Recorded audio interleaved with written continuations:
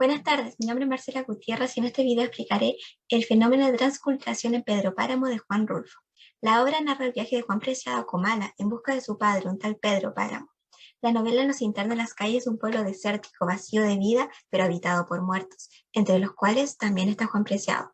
Los relatos, los tiempos, las voces y las historias se entrecruzan en un espacio místico de ultratumba creado por Rulfo que nos lleva al interior de las raíces mexicanas, pero con una genialidad que evoca símbolos hasta universales. José Miguel Oviedo menciona que el mexicano Juan Rulfo, con solo 2 libros publicados, ha pasado a ser una figura fundamental de la literatura hispanoamericana.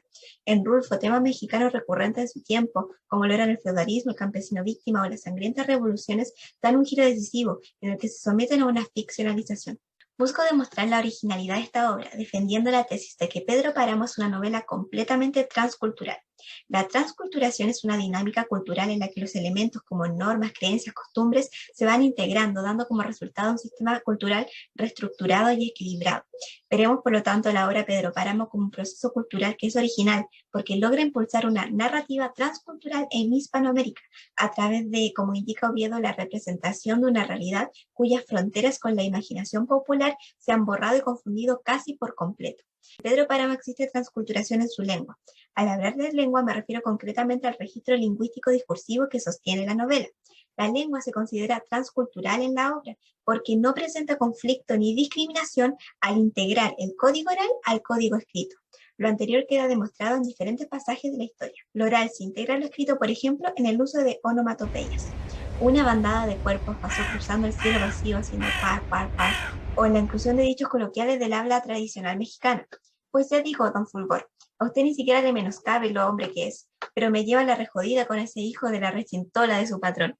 Y no solo dichos, llama la atención de igual manera la escritura de algunas palabras. Ángel Rama comenta en su artículo que en las obras que no son transculturales, la lengua oral está colocada en un segundo nivel, incluso condenado dentro de las obras, a través de la utilización, por ejemplo, de comillas estigmatizadoras para las voces americanas que aparecen en el texto. Pero Páramo, el habla de estas voces americanas se escribe tal cual suena, y ya no es relegada a través de comillas o letra en cursiva, lo que se puede apreciar en palabras como apalabraba, retemucha, disque o la escritura de nomás todo junto, expresión muy propia de las personas mexicanas. Además, también quiero añadir un elemento muy propio de la genialidad de la escritura de Juan Rulfo, que es la experiencia oral y sonora que brinda a través de la construcción de espacios con las palabras. Rulfo se sirve de la lengua escrita para evocar voces orales, que llevan al lector a sentirse inmerso en aquella comala en donde, como dice Oviedo, habitan fantasmas vacíos de vida que se comunican entre susurros y resonancias huecas. Veamos el siguiente ejemplo que ilustra esta idea. Ruidos, voces, rumores, canciones lejanas. Mi novia bebe un pañuelo, con orillas de llorar. Son justamente estos rumores los que se convierten en una experiencia sonora. Rulfo usa distintos recursos lingüísticos escriturales para plasmar la oralidad del mundo que ha creado.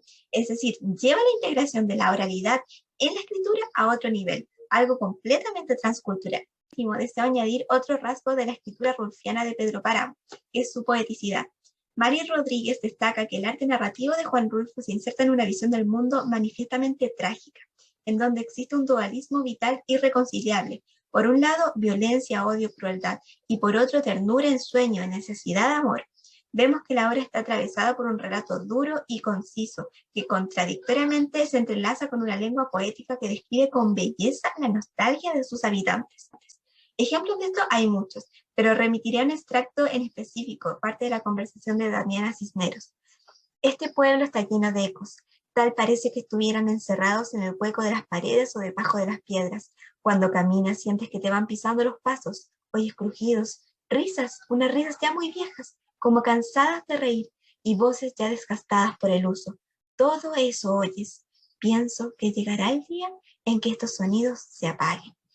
Con este ejemplo, podemos expresar que Comala es un pueblo donde todos en cierta parte están recorridos por culpas internas, pero también todos, partiendo por Pedro Páramo, en lo profundo quieren ser amados, ya sea por un padre, una madre, un hijo o un amante. Allí, como dice Rodríguez, en las tierras pobres en donde la venganza puede más que el perdón, la tristeza más que la alegría y la muerte más que la vida, esos conflictos de conciencia, esas añoranzas, esas nostalgias de vida, ese dolor colectivo por el pasado y el desgarramiento del alma por dolores internos decantan en una dimensión poética de la lengua trabajada de forma magistral por Rulfo, quien no intenta imitar desde fuera un habla regional, sino que la elabora desde dentro con una finalidad artística, porque se percibe a sí mismo como parte de aquella lengua. Muchas gracias.